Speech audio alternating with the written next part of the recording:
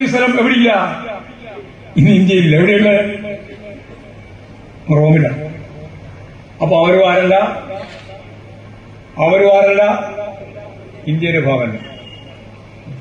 പിന്നെ ഐഡിയോളജിയെ അടിസ്ഥാനപ്പെടുത്തി പ്രവർത്തിക്കുന്നവരാണ് ആരും കമ്മ്യൂണിസ്റ്റുകാരും ആരല്ല, ഇന്ത്യക്കാരില്ല.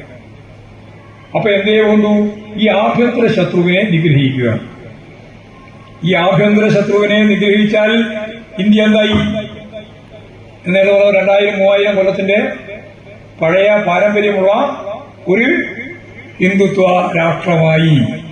അപ്പൊ അവർ പറയുന്നത് ഹിന്ദുത്വ രാഷ്ട്രമാണിത് എന്നാണ്. ഇനി പ്രഖ്യാപിക്കുന്നത് കാത്തിരിക്കേണ്ട ഒരു കാര്യമില്ല. RSSന്റെ സംഘപരിവാറിന്റെ ഏറ്റവും പ്രധാനപ്പെട്ട കാര്യതാണ് ഛത്തീസ്ഗഡിൽ കന്യാസ്ത്രീകൾക്കെതിരായിട്ട് കടന്നാക്രമണം വന്നു. പമ്പളാനി അപ്പം ഞെട്ടി. പമ്പളാനി ഞാൻ പേരുപയോഗിച്ചത് ബോധപൂർവമാണ്. അവസരവാദം ഇത്രയും ശക്തിയായിട്ട് പറയുന്ന വേറൊരാളുമില്ല. അതുകൊണ്ടാണ് പമ്പളാനി പറഞ്ഞു ഇങ്ങനെയാണെങ്കിൽ ഞങ്ങൾ ആലോചിക്കേണ്ടി വരും. അവസാനം ജാമ്യം കിട്ടിയപ്പോ സ്തുതി ആർക്ക്?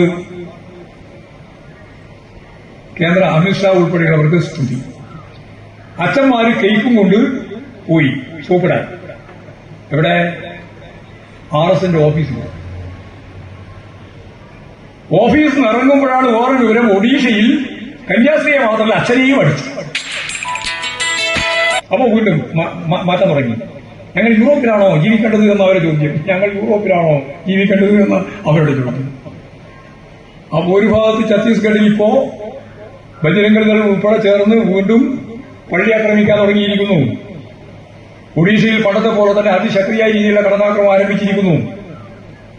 ഇന്ത്യയുടെ വിവിധ മേഖലയിൽ ഈ കടന്നാക്രമമാണ്. ഏതെങ്കിലും കാണുമ്പോൾ കൈക്കും വാങ്ങിപ്പോയി പരിഹരിച്ചു കളയാം എന്ന് വിചാരിക്കുന്ന ചില ആളുകളുടെ മാനസിക നില അല്ല ഇതിന്റെ അടിസ്ഥാനപരമായ പ്രശ്നം. ഞാൻ നേരെ പറഞ്ഞാണ്, ഈ മുസ്ലിങ്ങളും ക്രിസ്ത്യാനികളും കമ്മ്യൂണിസ്റ്റുകാരും ഇന്ത്യയിൽ ജീവിക്കേണ്ടവരല്ല, അവർ പുറത്തു പോകേണ്ടവരാണ്. ആഭ്യന്തര ശത്രുക്കളായിട്ടാണ് ഞങ്ങൾ അവരെ കാണുന്നത് എന്ന് പ്രചരണം നടത്തി ഇന്ത്യ പരമ്പരാഗതമായൊരു ഹിന്ദു രാഷ്ട്രമാണെന്ന്, ഹിന്ദുത്വ സ്റ്റേറ്റാണെന്ന് പറഞ്ഞുകൊണ്ടിരിക്കുന്നവർക്ക് അത് നല്ല ധാരണയോടുകൂടി തന്നെ കൈകാര്യം ചെയ്യുമ്പോൾ ഇടക്കിടക്ക് വരുന്ന ഈ മനോമാറ്റം കൊണ്ട് ക്രിസ്ത്യാനിയോ അല്ലെങ്കിൽ മുസ്ലിമോ കമ്മ്യൂണിസ്റ്റോ രക്ഷപ്പെടാൻ പോകുന്നില്ല എന്ന കാര്യം പറയാനാണ് ഞാൻ ഇത്രയും വ്യാപകമായിട്ട് ആ കാര്യം വിശദീകരിച്ചു. ഇങ്ങനെ വരുമ്പോൾ മതനിരപേക്ഷതയെ സംരക്ഷിക്കേണ്ട വേണം. മതനിരപേക്ഷതയെ സംരക്ഷിക്കേണ്ടി വരുന്നതിന് അടിസ്ഥാനമായിട്ട് നമ്മൾ കാണുന്നത് ഭരണഘടനയാണ്. അത് നടപ്പിലാക്കുന്നതിന് ഭരണഘടനാ സ്ഥാപനങ്ങളുണ്ട്. അതിൽ ഒന്നാണ് ഇലക്ഷൻ കമ്മീഷൻ, മറ്റൊന്നാണ് സുപ്രീം കോടതി ഉൾപ്പെടെയുള്ള ജുഡീഷ്യറി, CAG, CBI, IT, ഇതെല്ലാം ഭരണഘടനാ സ്ഥാപനങ്ങളാണ്. ഈ ഭരണഘടനാ സ്ഥാപനങ്ങളെല്ലാം ഇന്നത്തെ ഇന്ത്യൻ പരിസ്ഥിതിയിൽ അർദ്ധ സൈനിക വിഭാഗത്തിന്റെ പൂർണ്ണമായ കീഴടങ്ങലിന് വിധേയപ്പെട്ടിരിക്കുന്നു. ഏതാ ഈ അർദ്ധ സൈന്യ വിഭാഗം? ഏതാ അർദ്ധ സൈന്യ വിഭാഗം എന്ന് പറഞ്ഞ RSS ആണ്. RSSന് വിധേയപ്പെട്ടിരിക്കുന്നു ഭരണഘടനാ സ്ഥാപനങ്ങൾ. അതാണ് നമ്മൾ ഏറ്റവും അവസാനമായിട്ട് രാഹുൽ ഗാന്ധി ഉന്നയിച്ച പ്രശ്നം. ലക്ഷക്കണക്കിന് കള്ളവോട്ട് ചേർക്കുക. ഇവിടെയും ചേർക്കുന്നുണ്ടെന്നാണ് ഇപ്പോൾ ഏറ്റവും അവസാനം കിട്ടിയ വിവരം.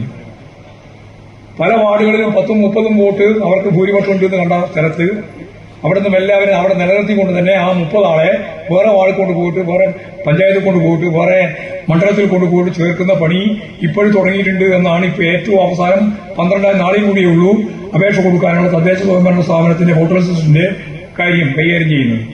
അതിന്റെ ഒപ്പം ഇപ്പോൾ ഏറ്റവും അവസാനം വന്ന വിവരം കേരളത്തിൽ വന്നു തന്നെയാണ്. അത് പരിശോധിക്കണം എല്ലാ സ്ഥലത്തും. അത് പരിശോധിക്കാനും തിരുത്താനുള്ള നിലപാട് നമുക്ക് സ്വീകരിക്കാൻ പറ്റും കേരളത്തിൽ. പക്ഷെ അറിയാതെ പറ്റിക്കാനാണ് പലരും ശ്രമിക്കുന്നത്. അതുകൊണ്ടാണ് ഞാനത് ഇവിടെ പരസ്യമായി പറഞ്ഞത്. എന്താ നമ്മുടെ ഇപ്പോ ഒരു മണ്ഡലത്തെ പറ്റിയാണ് ബാംഗ്ലൂർ